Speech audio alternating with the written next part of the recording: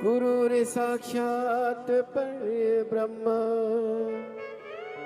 तस्मै श्री खुशियों का भंडार खजाना पाएगा, खुशियों का भंडार खजाना पाएगा।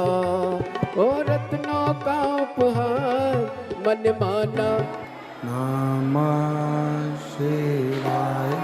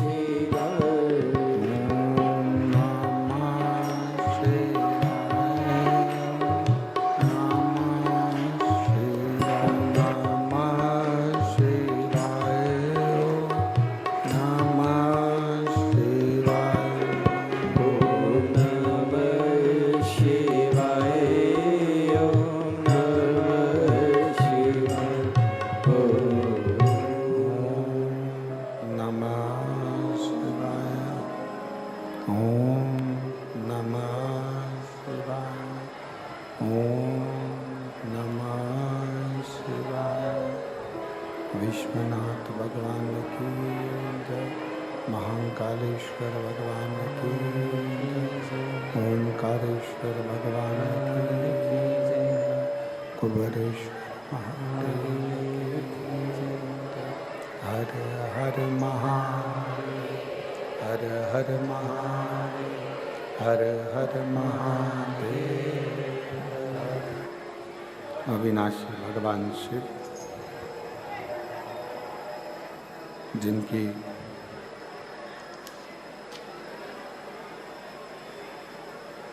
पुनीत पावन शिव महापुराण की कथा भगवान देवाधिदेव महादेव की कृपा से, उनकी करुणा, भगवान शिव उगड़दानी त्रिकालदर्शी कैलाशी विनाशी शंभु,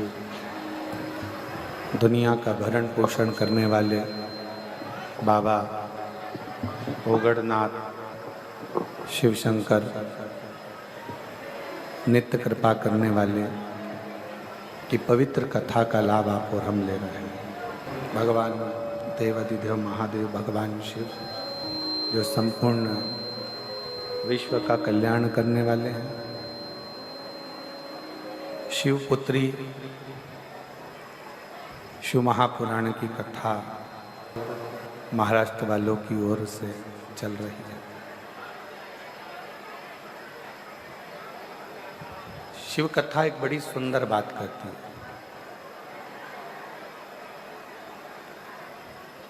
कभी कथा श्रवण करने के बाद में, कथा को सुनने के बाद में, कथा श्रवण करने के बाद में आपके मन में, आपके चित्त में, आपके हृदय में अगर कुछ थोड़ा सा भी बदलाव आया है तो ये मानकर चलो कि कहीं ना कहीं भगवान शिव, भगवान त्रिकालदर्शी कैलाशी अविनाशी शंकर की करुणा आप और हम पर हुई। भगवान शिव की करुणा आप और हम पर, भगवान शिव की दया आप और हम पर हुई है।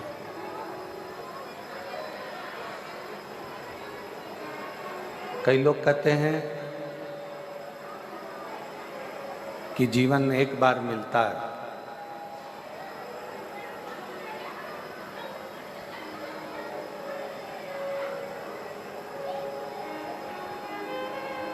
कई लोग कहते हैं जिंदगी एक बार प्राप्त होती है, पर शिव महापुराण इसको थोड़ा सा बदल कर बताती है।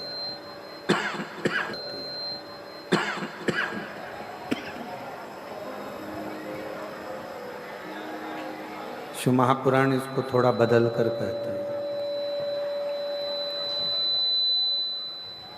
लोग कहते हैं कि जीवन जिंदगी एक बार मिलती है, पर शिव महापुराण की कथा कहती है अगर शिव की कृपा हो तो रोज मनुष्य को नई जिंदगी प्रतिदिन प्राप्त होती है। लोग कहते हैं कि जिंदगी एक बार मिलती है, पर शिव महापुराण की कथा कहती है जो शंकर का गुणगान करते हैं, जो शंकर जी का भजन करते हैं, जो भगवान शिव की अविरल भक्ति में डूबे रहते हैं, जो भगवान शंकर की अविरल भक्ति में डूबे रहते हैं, जो भगवान शिव की आराधना नित्य करते रहते हैं। पीछे की आवाज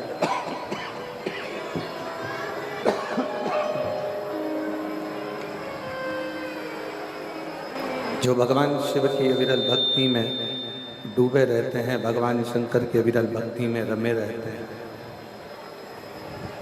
शिव भक्ति में जो सदा समाहित रहते हैं, उनके लिए शिव प्रतिदिन रोज नई जिंदगी देते हैं। ऐसा कोई पल, ऐसी कोई घड़ी, ऐसा कोई क्षण नहीं जाता जब शिव करुणा नहीं करता। कोई कहे कि जीवन एक बार मिलता है, जिंदगी एक बार मिलती है, पर शिव महापुराण की कथा कहती है जिंदगी तो रोज नई मिलती है, केवल एक मौत, मृत्यु मनुष्य को एक बार मिलती है, इसके सिवाय बार बार नहीं। जिंदगी बार बार मिल सकती है, प्रतिदिन नया जीवन, प्रतिदिन नई ऊर्जा, प्रतिदिन नया विचार, नई सोच, नई करुणा, नई दृष्टि, नया भाव, नई उन्नति मनुष्य के जीवन में रहती है। पर मृत्यु, मौत केवल एक बार आती है, और वो मृत्यु किसी दूसरे कर्म के लिए नहीं, मृत्यु जहाँ से आप और हम सब इस संसार में आए हैं, उस परमात्मा के द्वारा भेजे गए हैं, उस भगवान के द्वारा मृत्यु लोक में आए हैं, भेजे गए हैं, मृत्यु लोक में हमको भेजा गया है। उसी परमात्मा से पुनः जाकर मिलने के लिए वो मृत्यु आती है, वो मौत आती है।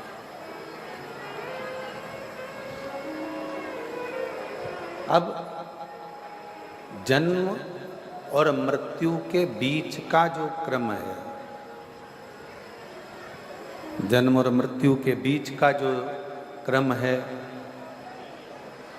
उस जन्म और मृत्यु के बीच के क्रम में जितना तुम भगवान का भजन कर रहे हो, जितना तुम अच्छा कर्म कर रहे हो, जितना तुम मंत्र जाप कर रहे हो, जितना तुम नाम स्मरण कर रहे हो, वो आपके लिए, वो किसी दूसरे के लिए नहीं है। आप जन्म से मृत्यु के बीच का जो क्रम है, जन्म से मृत्यु के बीच का जो समय है, वो हमारी शिव भक्ति का समय। शिव भक्ति में एक चीज वेद व्यास जी ने शिव महापुराण में बहुत अच्छी कही है। कि शिव भक्ति में ना परिवार को छोड़ने की जरूरत पड़ती है, शिव भक्ति में ना व्यापार छोड़ने की जरूरत पड़ती है, शिव भक्ति में ना घर छोड़ने की जरूरत पड़ती है, शिव भक्ति में ना अपना कुटुंब, ना परिवार, ना घर, कुछ भी छोड़ने की जरूरत नहीं पड़ती है। शिव भक्ति में तो केवल अविश्वास को छोड़ दो और विश्वास को पकड़कर तुम एक विश्वास, श्रद्धा, भरोसा, दृढ़ता, ये शंकर जी के करीब में लेकर जाते हैं, शिव के पास लेकर जाते हैं।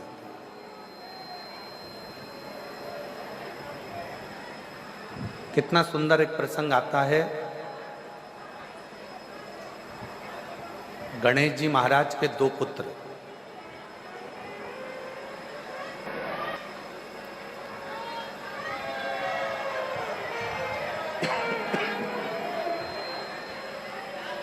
भगवान गणेश जी महाराज के दो पुत्र, शुभ और लाभ। जम के बोलो, क्या नाम है? शुभ और लाभ। एक बार अपनी माता रिद्धि सिद्धि के पास में वो बैठे हुए,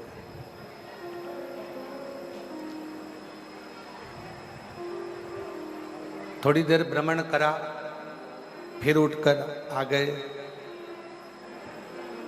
और फिर उठकर आने के बाद में फिर रिद्धि सिद्धि के पास फिर आकर बैठ गए, रिद्धि सिद्धि के पास फिर आकर फिर विराजमान हो गए।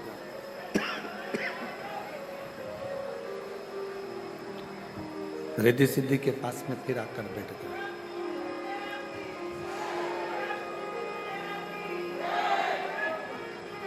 कुछ समय का शुभ लाभ दोनों जनी भ्रमण करते हैं और शुभ लाभ दोनों भ्रमण करने के बाद में फिर वापस पुनः रिद्धि सिद्धि के पास में आकर बैठ जाते हैं।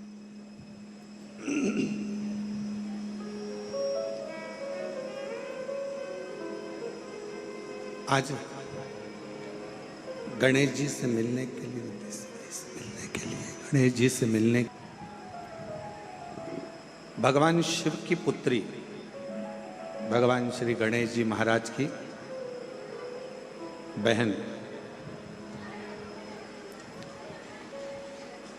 मिलने के लिए आते हैं।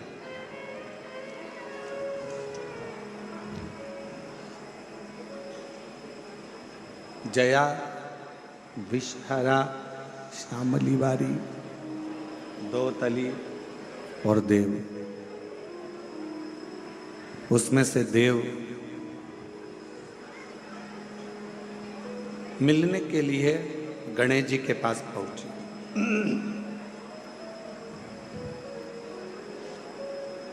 शुभ और लाभ को विचलित देखा उन्होंने, दोनों स्थिरता में बैठ नहीं रहे, बार बार भ्रमण करते हैं, बार बार भ्रमण कर कर फिर रिद्धि सिद्धि के पास में आकर बैठ जाते हैं। जब शिव कथा कर रही है, भगवान शंकर का चरित्र कर रहा है, शिव महापुराण की कथा कर रही है, रिद्धि सिद्धि की गोद में आकर शुभ लाभ बैठ जाते हैं। देखा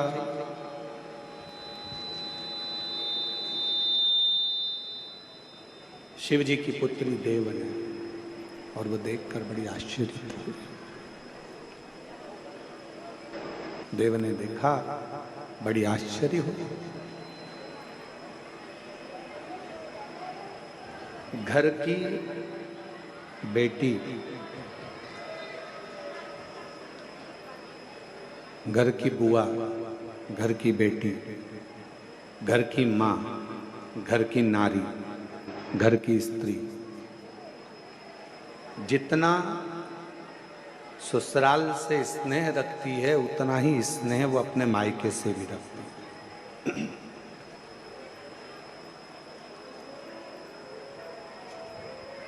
दुनिया के लोगों ने आजकल एक मोबाइल पर रील बनाना प्रारंभ कर दी कि बुआ आती है तो लोग वो रीलों में देखा ना आप, इंस्टा पर बहुत सारी रील चलती है बुआ आती है और वो घर के भतीजा भतीजी कहीं कोई रील में कुछ बोलते हैं, कोई कुछ बोलता है, कोई भाई कोई भाभी कोई भतीजा कोई भतीजी कुछ भी बोलते रहते हैं।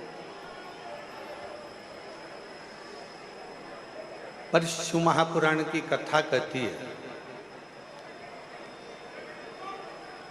जिसने अच्छे से कभी श्रीमद् भागवत नहीं सुनी हो, जिसने कभी अच्छे से शिव महापुराण नहीं सुनी हो, उसको बुआ में खोट नजर आ सकते है,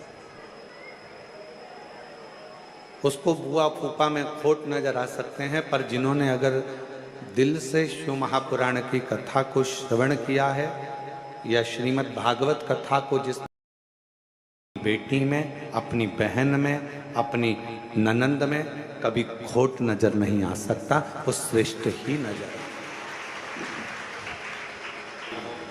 आप कह रहे हो कि वो होलिका हिरण्यकशिपु की बहन थी, पर अगर शास्त्रों का अध्ययन करेंगे तो उसमें निकलेगा शिव महापुराण के माध्यम से। जब सरम्बेश्वर भगवान की कथा को हम सुनते हैं, शिव महापुराण में सरम्बेश्वर महादेव कथा यदि हम सुनते हैं तो उसमें आपको होली का नाम नहीं मिलेगा,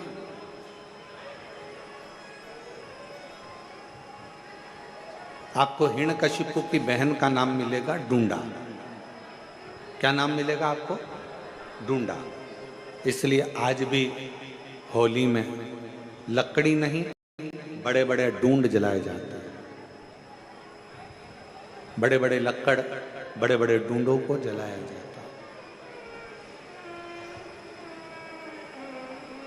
शिव महापुराण में सरम्बेश्वर महादेव का जो चरित्र है, सरम्बेश्वर महादेव की जो कथा है, नरसिंह भगवान की जो कथा शिव महापुराण में कही गई, उसमें बताया गया कि हिरण्यकशिपु ने अपनी बहन डूंडा को बुलाकर कहा कि तू अपने भतीजे को गोदी में लेकर बैठ जा, तेरे पास ब्रह्मा जी की दी हुई चादर है, तू उसको ओढ़ लेना, तू ओढ़ लेगी तो तू जलेगी नहीं, क्योंकि तुझे वर है, तुझे वर प्राप्त है। तो ब्रह्मा जी की दी हुई चादर को ओढ़कर बैठ जा, ब्रह्मा जी की दी हुई चादर को तू ओढ़। और डूंडा चारों तरफ से चादर को ओढ़कर प्रहलाद को गोदी में लेकर बैठ गई चिता की अग्नि में, लकड़ी पर। मन में डूंडा के भाव आए। बुआ किसको कहते हैं वो समझिएगा। डूंडा के मन में भाव आया कि मेरा छोटा सा भतीजा है, ये जल जाएगा। और डूंडा ने जैसे ही चारों तरफ से अग्नि प्रज्वलित हुई, चारों तरफ से जैसे ही आग लगी, डूंडा जिस चादर को ओढ़कर बैठी थी, डूंडा ने वही चादर उतारी और अपने भतीजे पर वो चादर को डाल दिया और डूंडा खुद जल गई और अपने भतीजे को जलने से बचा लिया। उसको कहते हैं बुआ। मरते मरते भी जो परमात्मा की होली, अच्छा काम कर कर भगवान की होली, उसी का नाम हमारे यहाँ पर त्योहार के रूप में मनाने लगे। अब दुनिया के लोगों ने तो कह दिया कि हिरण्यकशिपु की बहन का नाम ही होलिका है। होलिका नहीं, डूंडा। और डूंडा बैठी अग्नि में, डूंडा अग्नि में आकर बैठ गई। और डूंडा बैठी अग्नि में, आपा लिया मिटाए। डूंडा अग्नि में बैठी और अपने आप को जलाकर डूंडा ने भस्म कर लिया। किसके लिए? चाहती तो डूंडा अपनी चादर को ओढ़कर स्वयं बैठ जाती, डूंडा अपनी चादर ओढ़कर बैठती और जलने से बच जाती, पर डूंडा ने अपनी चादर को उतारा और प्रहलाद पर डाल दिया। प्रहलाद जल गया, प्रहलाद बच गया, डूंडा जल गई। बुआ ने भतीजे को बचा लिया। आजकल सोशल मीडिया में, इंस्टाग्राम पर रील बना बना कर बुआओं को इतना बदनाम किया जाता है कि लोगों को घर में बुआ बुलाने में लोगों को डर लगने लगता है। अब एक बुआ का चरित्र तो अपन ने लिया श्रीमद् भागवत में, शिव पुराण में से। अब दूसरा चरित्र ले स्कंद पुराण में से, शिव महापुराण में से, लिंग पुराण में से, कुर्म पुराण में से लीजिए। भगवान शंकर की 6 बेटियां जया, विषहरा, शामरीवारी, दौतली, देव। 5वें नंबर की जो भगवान शंकर की बेटी है देव, दोनों स्थिर नहीं हो रहे हैं। दोनों जा रहे आ रहे, फिर आते फिर जाते, फिर आते फिर जाते, थोड़ी देर बैठते फिर चले जाते, दोनों में स्थिरता नहीं बनी।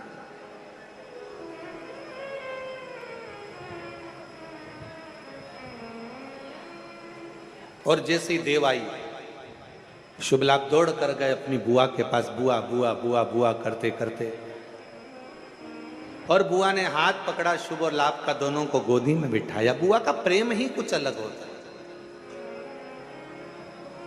मेरी जीजियों, मेरे जीजाओं, मेरी बेटियों, बेटाओं, मेरी माताओं, मेरे भाई, एक बात याद रखना, तुम बहन बेटी को अगर 500 का लिफाफा दे रहे हो, तुम बहन बेटी को अगर साड़ी दे रहे हो, तुम बहन बेटी को अगर कोई वस्तु दे रहे हो, तो ये मत सोचना कि तुम बहन बेटी को दे रहे हो। वो तो बहन बेटी का आशीर्वाद तुम्हारे ऊपर फलीभूत हुआ, इसलिए तुमने कुछ निकाल कर बहन बेटी को दिया। और जितना बहन बेटी को तुम देते हो, उससे दुगना बहन बेटी अपने ससुराल से मायके में लेकर आती है अपने भतीजा भतीजी। हम कुछ देने की सामर्थ्यता रखते ही नहीं है बहन बेटियों के आगे।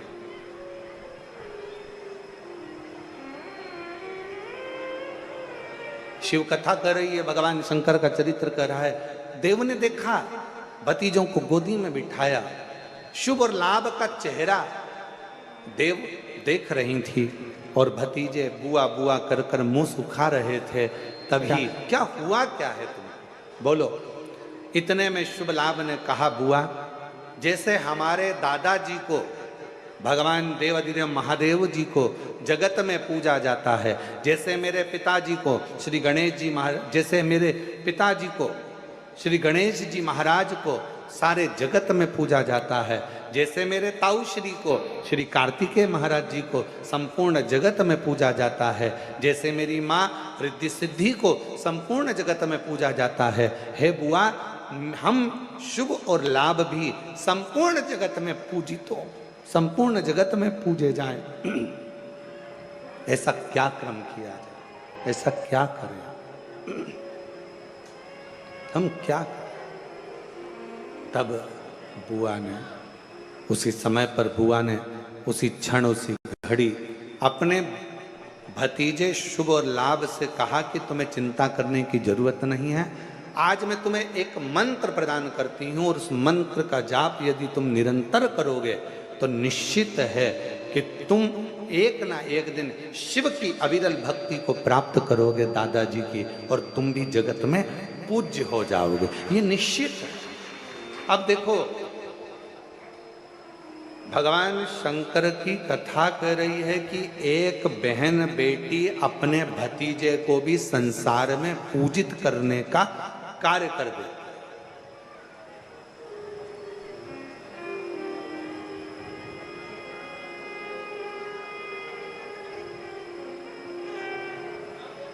इसलिए हम एक लाइन कहें बेटियों के लिए, बेटियों के लिए एक लाइन हम कहेंगे कि आने से जिसके आए बाहर, और जाने से जिसके रोए परिवार।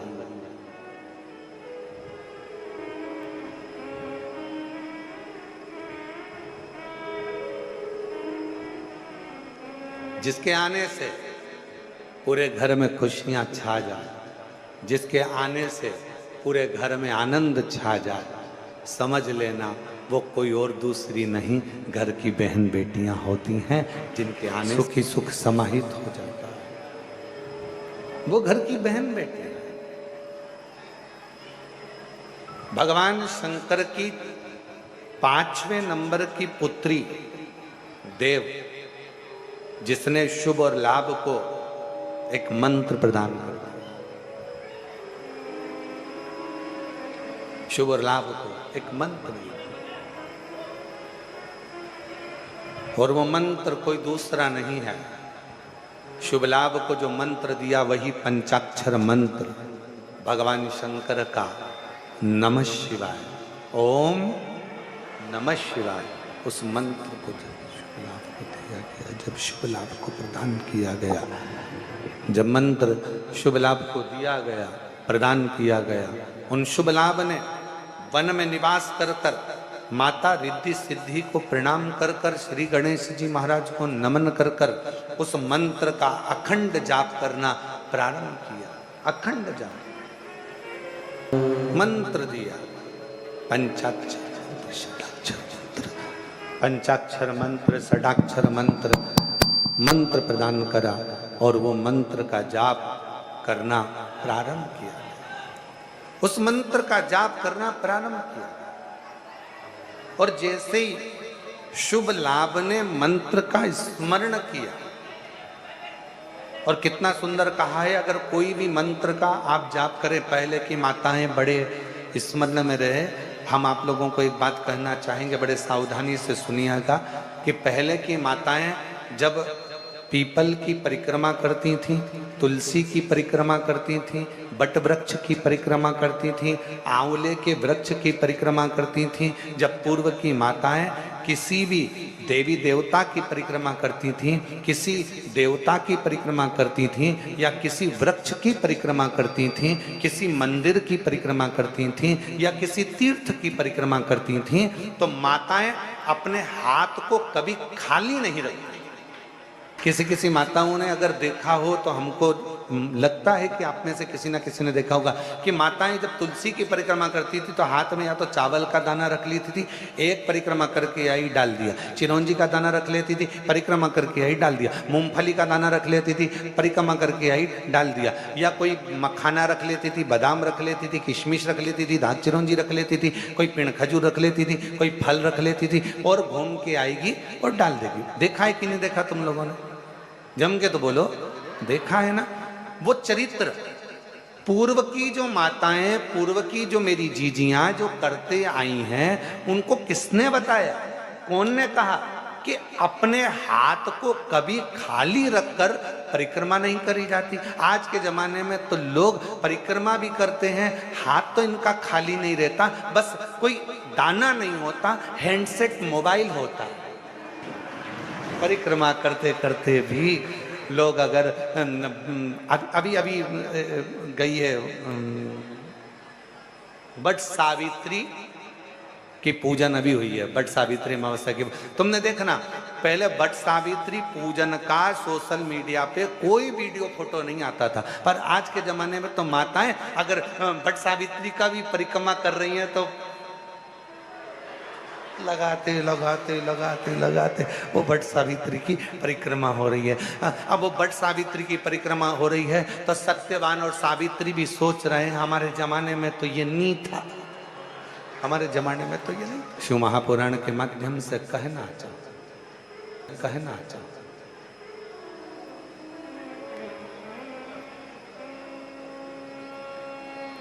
कभी कोई परिक्रमा, कभी भी कोई परिक्रमा खाली हाथ कभी मत करो, कभी। तुलसी जी की परिक्रमा कर रहे हो, हाथ में भले जल का पात्र रख लो। किसी वृक्ष की परिक्रमा कर रहे हो, अपने हाथ में कोई दाना रख लो। कोई परिक्रमा कर रहे हो, अपने हाथ में कोई अगरबत्ती, कोई धूप बत्ती, कोई मालिका रख लीजिए, कोई दीप रख लीजिए, कोई सामग्री रख लीजिए। कोई परिक्रमा खाली हाथ कभी नहीं करना चाहिए। ये कौन ने सिखाया? ये सिखाया स्कंद पुराण में। ये सिखाया शिव महापुराण ने, ये सिखाया हमें लिंग पुराण ने कि भगवान की परिक्रमा करते समय अपने हाथ को भरा हुआ होना चाहिए। भरती क्या थी माताएं? अपने हाथ में गेहूं का दाना रख लेती थी, घूमती एक दाना चढ़ा देती, फिर घूमती और एक दाना फिर चढ़ा देती, फिर घूमती फिर एक दाना चढ़ा लेती। क्यों? क्योंकि शिव पुराण की कथा कहती है जब जगत की माँ स्वयं अन्नपूर्णा महारानी जब काशी की पंचकोशी परिक्रमा मेरी माँ अन्नपूर्णा करने के लिए जाती थी, अपने हाथ में अन्न का पात्र भर कर लेकर जाती थी और काशी की परिक्रमा करते हुए एक अन्न का भाग जब काशी में छोड़ती थी तो संपूर्ण काशी का और संपूर्ण जगत का भरण पोषण कर देती। संपूर्ण काशी का, संपूर्ण जगत का भरण पोषण मेरी मां कर देती।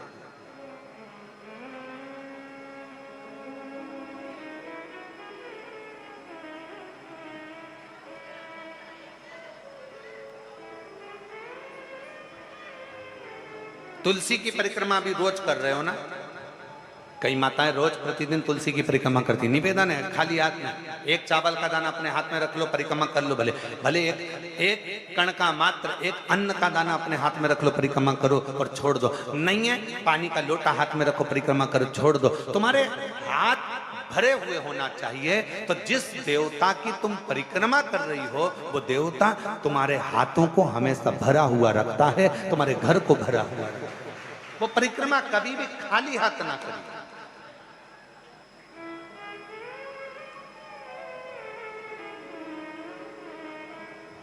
और यदि हाथ में कोई अन्न का दाना नहीं है, कोई सामग्री नहीं है, कोई पदार्थ तुम्हारे हाथ में नहीं है, तो हाथ में तुलसी या रुद्राक्ष की माला रख लो, गौमुखी रख लो और परिक्रमा करते समय वो हाथों से भर कर रख लो।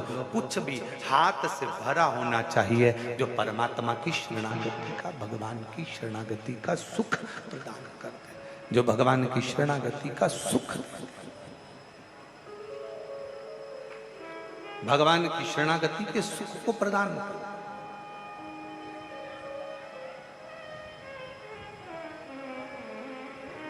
उसका फल मिल जाता है। शिव की शरणागति में पहुंचो। बुआ ने कहा अपने भतीजों से, मंत्र जपने के लिए जब बैठना, मंत्र जपने के लिए जब बैठना, उस समय पर तुम्हारी चित्त वृत्ति में शिव समाहित हो।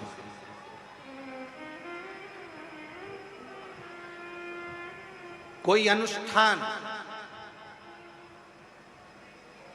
कभी भी खाली पात्र के सामने नहीं होता। घर में पंडित जी सत्यनारायण की कथा करने आते हैं तो सबसे पहले सत्यनारायण की कथा में सबसे ज्यादा जरूरी क्या है?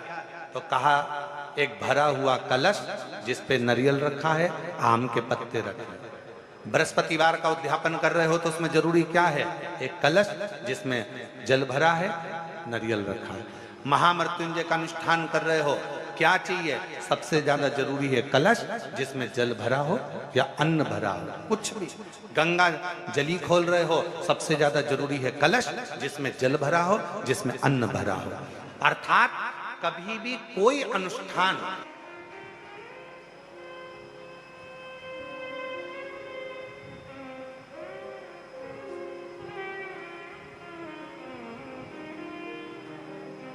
आप भरा हुआ पात्र अपने साथ में रखते हो, महामृत्युंजय अनुष्ठान कर रहे हो, भरा हुआ पात्र तुम्हारे सामने। राहु का जाप करवाया, भरा हुआ पात्र तुम्हारे सामने। ब्राह्मण सबसे पहले अगर अनुष्ठान करेगा तो सबसे पहला काम एक ही करेगा कि पात्र को भर कर रखे, एक ही करेगा कि पात्र को भर कर रखे। खाली पात्र के सामने अगर पंच पात्र भी रख रहा है तो उसको भी भर कर रख रहा है, खाली नहीं रखेगा, उस पात्र में जल भर कर रखेगा। चलो जाने दो और अच्छे से समझ लो।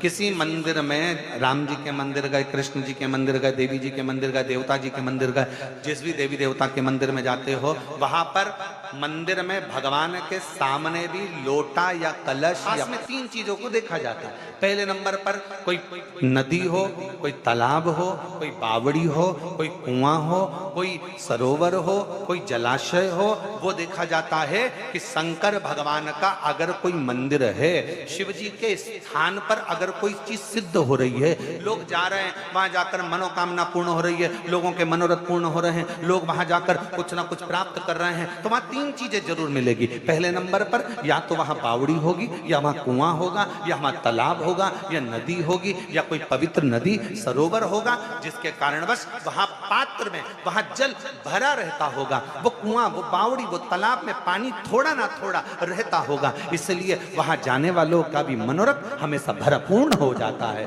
वो भरा ही रहता है, उसके कार्य सफल होते चले जाते हैं। जैसे आप लोग 3 चीजों का स्मरण शिव मंदिर के शिवालय के नजदीक में होता है। पहला या तो कुआं या बावड़ी या तालाब या बापी या सरोवर या नदी या कुंड, कुछ भी पवित्र शिवालय के पास में जरूर होगा। दूसरे नंबर पर शंकर का जहां पवित्र स्थान होता है, जहां शिव जहां पर मूल रूप से स्थापित होता है, वहां शमशान नजदीक में जरूर होता है। वहां शमशान नजदीक में जिस स्थान पर मंदिर, देवालय, शिवालय जुड़ा हुआ होगा, उस पवित्र स्थान के नजदीक में कहीं ना कहीं शमशान शंकर की भूमि का एक तेजपुंज नजदीक में विराजमान होगा, नजदीक। और तीसरे नंबर पर जहां आप उज्जैनी से आप जाएं पवित्र स्थानों पर, आप त्र्यंबक चले जाओ, वहां पर भी ये दर्शन होगा। आप सोमेश्वर चले जाओ, वहां पर भी ये दर्शन होगा। आप नागेश्वर चले जाओ, वहां पर भी ये दर्शन होगा। और आप अगर कुबेरेश्वर धाम आए हो तो इन 3 चीजों का दर्शन कुबेरेश्वर धाम में भी आपको होगा। इन 3 चीजों का दर्शन होगा। जहां पर कंकर शंकर शिला का दर्शन करते हो, उसी के नजदीक में कुआं है जिसपे छत डाल दी गई है, वही कुआं है आज भी। उसी बावड़ी का पानी आप लोगों को सब दूर प्राप्त हो जाता है। वहीं कंकर शंकर के ही इस पवित्र प्रांगण में, इसी शिवालय के नजदीक में पूरे शंकर जी का जो पूरा प्रांगण है, इस पूरे प्रांगण में जहां लगभग 35 से 40 एकड़ जगह में जो ये पवित्र स्थान बना हुआ है, उसके पवित्र स्थान के ही बिल्कुल लगे हुए में शमशान, पीछे की ओर शमशान। और उसी पवित्र स्थल में भगवान शंकर के मूल क्यों लोग आते हैं, क्यों भगवान कंकर शंकर की पूजन करते हैं, आराधना करते हैं, सेवा करते हैं, चाकरी करते हैं लोग। अपना कई लोग आते हैं, अपना भोजन बनाया, दाल बटी से की टिक्कड़ से का खाया, भगवान को भोग लगाया, पाया। क्यों लोग आस लेकर आते हैं? साहब 10 साल हो गए, साहब 15 साल हो गए, साहब 20 साल हो गए, बाबा कुछ करुणा करो, कुछ। एक पत्र अच्छा है, देखिए।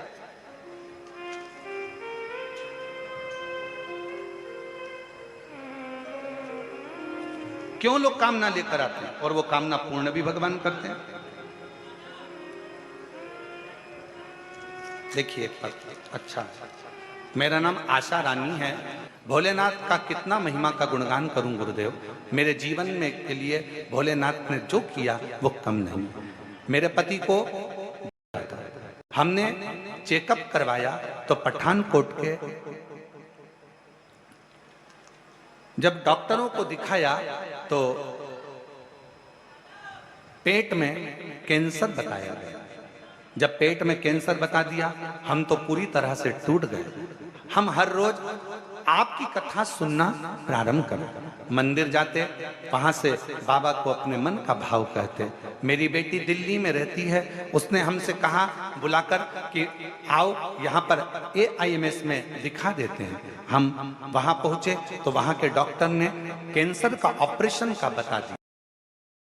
मेरी बेटी और मैं 2020 से आपकी कथा सुन रहे हैं, टीवी पर सुनते हैं, मैंने आपको कभी नहीं देखा।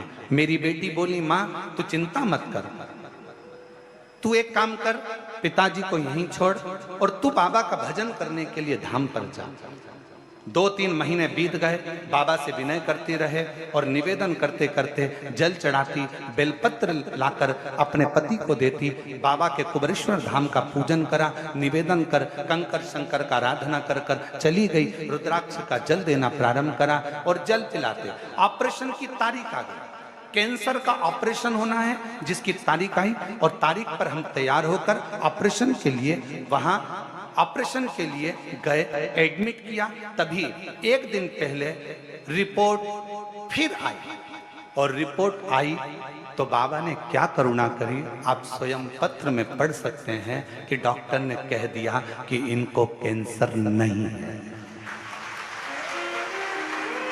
पत्र में पढ़ सकते हैं, डॉक्टर ने कह दिया इनको कैंसर नहीं है। मेरे भोले बाबा ने मेरी सुन ली और उनका धन्यवाद देने के लिए आज मैं यहाँ पर आई हूँ। बाबा, मेरी बेटी की यहाँ भी 6 साल से संतान नहीं थी। बाबा का मैं यहाँ पर बोल कर गई थी, एक अपने पति के लिए, एक अपनी बेटी के लिए, और बाबा ने 6 साल बाद मेरी बेटी की भी गोद भर दी और उसके घर में दिसंबर 2023 में बेटे ने जन्म लिया है। मैं बाबा को प्रणाम करने के लिए आई। आप शिव को जहां भज रहे हो, आप शंकर का मंत्र जाप कर रहे हो, शंकर का नाम जाप कर रहे हो, आप शंकर का स्मरण कर रहे हो, आप शिव की स्तुति कर रहे हो। शिव प्रदान करने वाला, शिव देने वाला, शिव प्रदान करने वाला। आप जिस भाव से, जिस भावना से, जिस श्रद्धा से, जिस विश्वास से, जिस दृढ़ता से भगवान शिव के मंदिर, शिवालय पहुँचते हो, शंकर से अपने मन का भाव कहने के लिए पहुँचते हो, शंकर उस मन के भाव को पूर्ण जरूर करता है, पूर्ण जरूर करता है। कोई अनुष्ठान खाली पात्र रखकर कभी अनुष्ठान नहीं होता। कभी कोई अनुष्ठान खाली पात्र रखकर नहीं।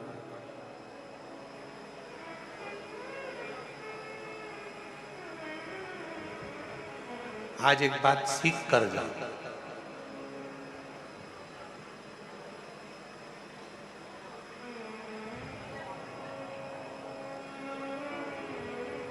अगर तो थोड़ी देर अपने हाथ में एक बेलपत्र को भी रख लिया करो। बेलपत्र, ओम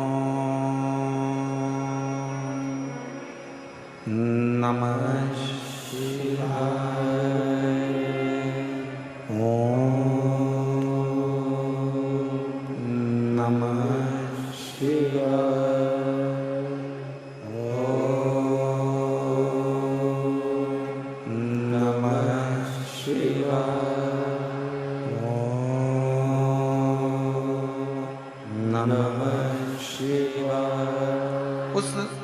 बेलपत्र को हाथ में रखकर दोनों हाथों से वंदन कर कर, खाली हाथ नहीं, दिल से प्रार्थना करते हुए, हृदय से विनय करते हुए, निवेदन करते हुए, दिल से प्रार्थना करते हुए, फिर उस बेलपत्र को अपने हृदय की कामना कर कर, विनय कर कर, निवेदन कर कर शिव जी को समर्पित करो, भगवान शंकर को चढ़ाओ। फिर भगवान शिव को वो बेलपत्र समर्पित करो, शंकर जी को वो बेलपत्र चढ़ाओ। कितना कितना खाली नहीं रखना। परिक्रमा कर रहे हो तुलसी जी की, हाथ खाली नहीं रखना। भले माला पकड़ लो, मोबाइल नहीं, मंत्र जाप कर लो। आज के जमाने में लोगों को माला गिनने में इतनी कठिनाई होने लगी कि लोगों ने आजकल माला जपने की भी बटन आ गई महाराज, बस टिक टिक टिक टिक टिक टिक करते रहते हैं, राधे राधे राधे, हरे राम हरे कृष्ण कृष्ण कृष्ण हरे हरे, हरे कृष्ण कृष्ण कृष्ण राम राम राम राम, शिव जी शिव जी शिव जी, और टिक टिक टिक टिक टिक करते रहे। कौन सा फायदा उससे? वो मशीन से कोई फायदा होने वाला है तुम्हारे जपने से? मन का जब खसकता है, मन का मतलब है ये मन, बुद्धि जीवी ने वो बटन बना दी और आज के ज़माने में सबको बेवकूफ़ बनाने में लगा दिया और वो बटन दे दी, जपते रहो राम राम और बटन दबाते रहो। लोगों ने माला छोड़कर बटन दबाना चालू कर दी और दुनिया उसको बड़ी अच्छी मानने लगी। वीआईपी वीआईपी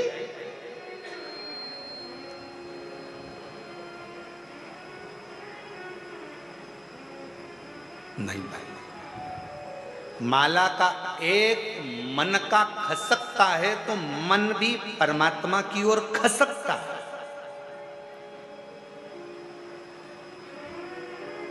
और जब सुमरू आता है, सुमेरु आता है और वहां से माला फिर मुड़ जाती है, टर्न हो जाती है, उस समय पर ये मन भी भगवान की अविरल भक्ति की ओर काम लोभ विषय वासना से दूर हटकर टर्न हो जाता है, मुड़ जाता है। वो मुड़ गया। एक बार पूर्व में अपन ने माला शिव महापुराण की कथा करी है, फ्री टाइम मिले तो थोड़ा सुनना। उसमें माला की महत्वता बताई। तुलसी की माला, हल्दी की माला, कमलगट्टे की माला, पुष्प की माला, वैजंती की माला, रुद्राक्ष की माला, सारी मालाओं का वर्णन उसमें किया गया और किस तरह से माला जपना है और कैसे माला जपना है, उस तक का वर्णन माला शिव महापुराण की कथा में किया गया। पर ना जाने कौन की बुद्धि फिरी, उनने बटन लाके दे दी, दबाते रहो, टिक टिक करते रहो, दबाते रहो, राम राम राम राम राम राम राम, शिव शिव शिव शिव, कृष्ण कृष्ण, राधे राधे राधे। अब भगवान भी सोच रहे हैं सब कुछ मशीन से हो रहा है तो हमारी भी जरूरत क्या है। जब तुम्हारा दुख आए तो किसी मशीन को पकड़ कर लिया ना, वो तुम्हारा दुख काट देगा। फिर माला और मनके की जरूरत क्या पड़ गई? फिर क्यों इस माला की जरूरत, क्यों इस मनके की जरूरत? मन का जब खसकता है तो मन को खसका देता है।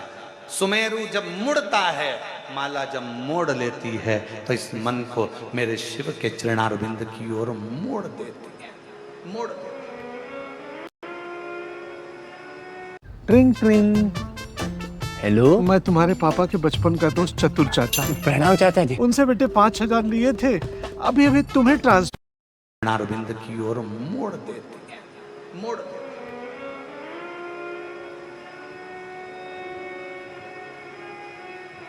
और अपनी माला और अपनी तिजोरी का माल ये कभी किसी को मत बताओ, कभी किसी को मत बताओ। ना माला बताओ, ना तिजोरी का माल बताओ। पर लोग तिजोरी का माल तो नहीं बताते, पर माला जरूर बता देते हैं। आजकल लोग माला दिन भर सबके सामने जपते रहेंगे, दिखता रहेगा। तिजोरी का माल भी ना दिखाया जाए और माला भी ना दिखाई जाए। यहां तक शिव पुराण की कथा कहती है कि मुख से अगर कोई मंत्र जप रहे हो तो चलती हुई जिभ्या भी नहीं दिखना चाहिए, घट से जपा जाना चाहिए। जिभ्या भी नहीं, चलती हुई जिभ्या भी ना दिखे, घट से जपो उसको प्राप्ति का केंद्र बिंदु है। जो मुंह से कह देते हैं ना मैं तुझे बहुत प्यार करता हूं, समझ लेना कभी भी धोखा दे देगा। प्यार कहने से नहीं होता है, प्यार दिखावे से नहीं होता है। केवल एक शब्द कह दिया, मैं नहीं बोलूंगा, अंग्रेजी का एक शब्द कह दिया, मैं तुम्हें स्नेह करता हूं, प्यार करता हूं, मैं तेरे लिए घर छोड़ दूं, परिवार छोड़ दूं। अरे प्यार करता हूं, प्यार करता हूं, प्यार करता हूं, स्नेह करता हूं, ये कहने से कुछ नहीं होता। प्रेम अगर होता है तो दिल से होता है, जिसमें कहा नहीं जाता, समर्पण पूर्ण होता है, इसमें कहा नहीं जाता। मंत्र जपते समय, भगवान का नाम जपते समय, माला जपते समय माला का मनका नहीं दिखाया जाता। जब हम माला को जपते हैं उस मनका को नहीं दिखाते। आज के ज़माने में तो लोग मनका को दिखाते रहते हैं, दिन भर जपते हैं। लोगों को लगना चाहिए कि हम भी बहुत बड़े पूज्य पूज्य 1008 श्री श्रीमान है, हम दिन भर जपते हैं और तुम्हें दिखाते हैं कि हम जप। ना ना ना, मनका दिखे ना तिजोरी का माल दिखे। मुख की जिभ्या भी भटकती हुई, मंत्र जपती हुई नहीं दिखना चाहिए। प्रहलाद जी ने जपा था घट की जिब्या से, ध्रुव जी ने जपा था घट की जिब्या से, संत तुकाराम जी ने जपा था घट की जिब्या से, मीराबाई ने जपा था घट की जिब्या से, कर्माबाई ने जपा था घट की जिब्या से, जयाबाई ने जपा था घट की जिब्या से।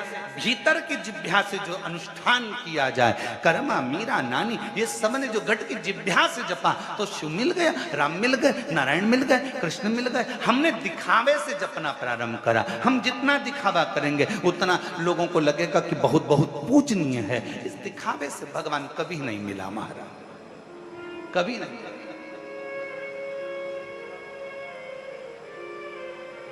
मन चंगा, आपको मालूम है? जरा बोलो जम के, मन चंगा तो कठोते में गंगा। सामने गंगा जी बह रही थी, जाओ ये पानी भर ला और धो लो चरण। केवट से कहा मेरे राम जी ने। केवट कहता नहीं नहीं नहीं, घर जाऊंगा, कठोता लाऊंगा, पानी भी घर से लाऊंगा। क्या पता केवट ने भी शिव पुराण सुन रखी थी क्या? घर से पानी लाऊंगा, घर का जल लेकर आऊंगा, यहां का जल नहीं। ऐसे तो तुम ही चल जाओ नदी में और पानी पांव धोकर आ जाओ।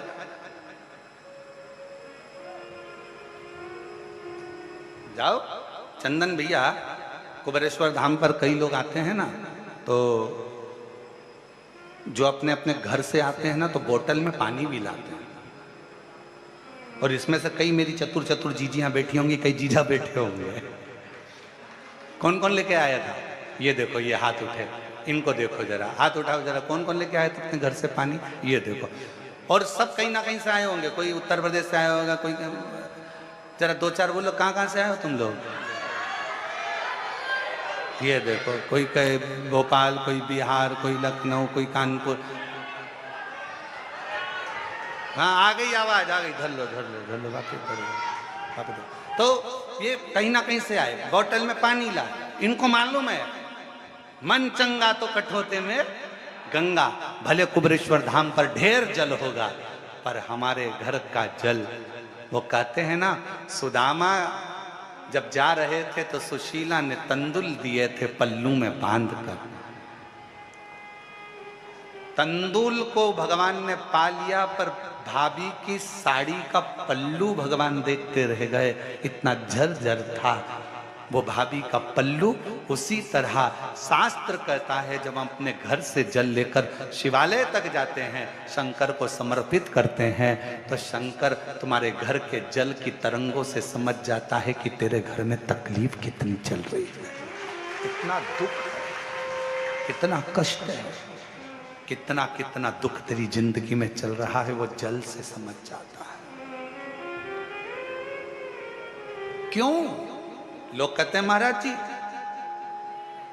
एक लोटे जल से ऐसा क्या है, एक लोटे जल में ऐसा क्या है जो दुनिया के लोगों पहले चढ़ाते थे और आज के अंतर, आज के समय में लोग घर से जल लेकर जाते हैं और उनका दिन पलटते जा रहा है। उसका कारण क्या है? क्योंकि भगवान तुम्हारा जल देखकर ही तुम्हारा कल बदल देता। मेरा शंभू जल चढ़ाया और तुम्हारा कल बदला। जल चढ़ने से ही कल बदल गया।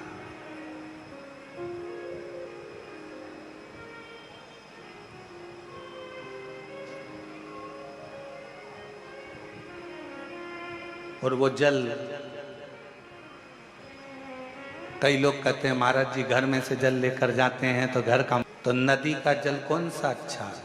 वो भी तो झूठा है मछली का, वो भी तो झूठा है मछली का, वो भी तो झूठा है मगर का, वो भी तो झूठा है कछुए का, वो भी तो झूठा है जलचर का, वो भी तो झूठा है उसमें रहने वाले जीवों का। दुनिया में जितना भी गाय का दूध बाजार में बिकता है, जितना भी दूध बाजार में बेचने के लिए आता है, पहले दूध निकालने से पहले गाय के बछड़े को छोड़ा जाता है। बछड़ा जब तन को दूध का निकालने के लिए मुख लगाता है, तब बछड़े को हटाकर गाय का दूध निकाला जाता है। वो गाय का दूध भी जल चढ़ाया, झूठा था।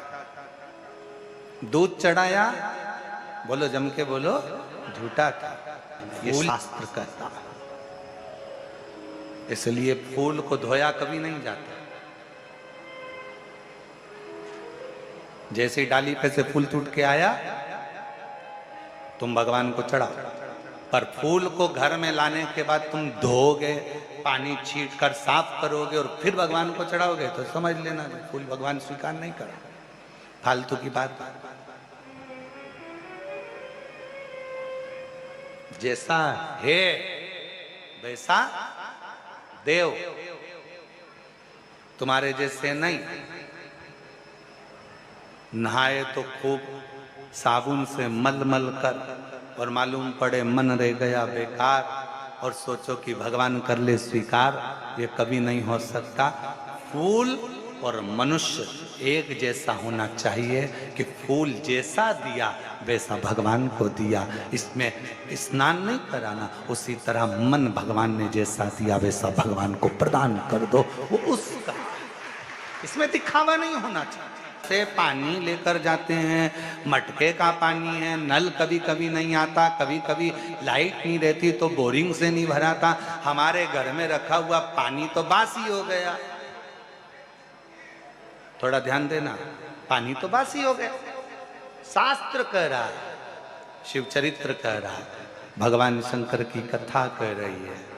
वायु, अग्नि, जल, पृथ्वी, आकाश कभी बासी नहीं होता, वो हमेशा ताजा की ताजा ही रहता है। अब तुम बीमार पड़े हो, हॉस्पिटल में पड़े हो और वो ऑक्सीजन की मशीन लाके तुम्हारे मुंह में लगाया, अब उससे कह दो ये तो कल की है, बासी है, मैं नहीं लगाऊंगा, दूसरी ला। अब वो कहेगा मशीन है रे, ऑक्सीजन की, बासी मासी नहीं है, हवा चाहिए, यहाँ तो प्राण चाहिए, जीवन चाहिए।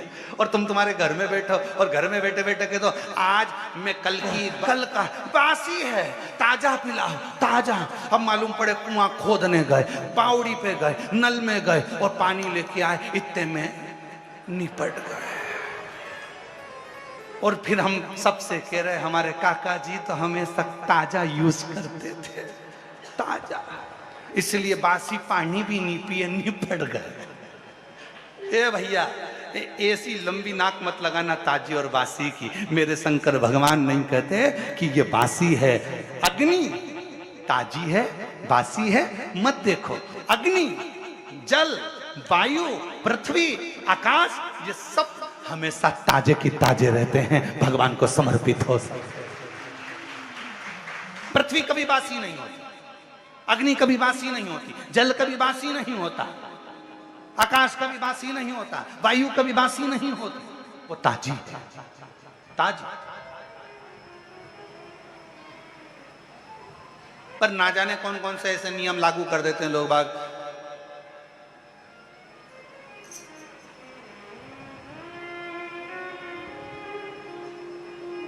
गुरुजी, हम रुद्राक्ष लेकर जा रहे हैं, रुद्राक्ष को कहां कहां पर पहन के नहीं जाए, कहां कहां पर पहनकर नहीं जाए। शिव महापुराण में लिखा है, ये पूछो कि रुद्राक्ष कहां कहां तक पहनकर जाएं। नहीं का शब्द ही नहीं है शिव पुराण में। हम तो यहां तक कहेंगे ऊपर भी जाओ तो पहन जाओ, यहां तक का शास्त्र कह रहा है रुद्राक्ष पहनो तो जहां तुम्हारी मर्जी पड़ जाए, जहां तुम्हारा दिल कर जाए वहां पहनकर चले जाओ। उतारना तो नहीं पड़ेगा, नहीं।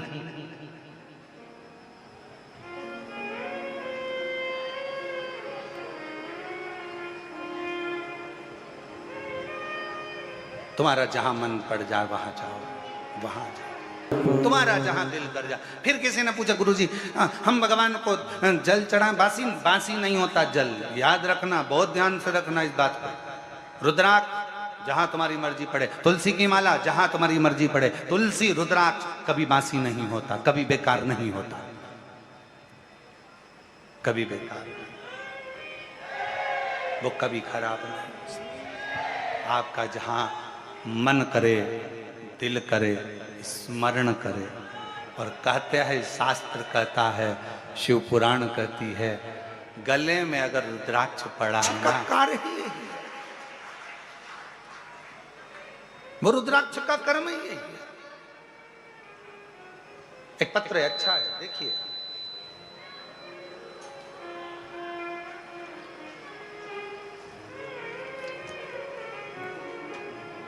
मेरा नाम रामशिला, स्वर्गीय अरविंद राय जी की पत्नी हूँ। कहीं बैठी हो और अगर आई हो तो आ जाइए, बेलपत्र ले जाइए। गुरु जी, कुबेरेश्वर धाम की महिमा का मैं क्या वर्णन करूं गुरुदेव। मेरे ऊपर 5 लाख रुपए का कर्जा था गुरुदेव। धीरे धीरे ब्याज और बढ़ता गया, कर्जा बढ़ता चले गया। कई लोगों ने कहा हमारे साथ यहाँ चलो, वहाँ चलो, उनके पास चलो। मेरा मन जाकर सब देख लिया पर कहीं स्थिर नहीं। जितने भी मिले सब ऐसे मिले कि कहीं ना कहीं और कर्जे की ओर डूबते चले गए। ब्याज बढ़ता गया। अब करें क्या? किसी से सुना था कि कुबेरेश्वर धाम सीहोर जाओ, वहां पर सीहोर कुबेरेश्वर धाम सीहोर जाओ, वहां 1 लोटा जल चढ़ाओ।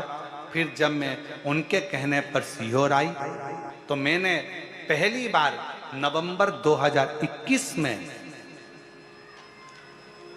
यहां पहुंची और बाबा की कथा को सुना। गुरुदेव, बाबा से विनय करी, बाबा कर्जा बहुत है, आप अगर मेरा कर्जा चुका दोगे ना बाबा, मैं पंडाल में बैठकर कथा का रसपान करूंगा। गुरुदेव, 1 घंटे की कथा इसी कुबेरेश्वर धाम की भूमि पर मैंने सुनी।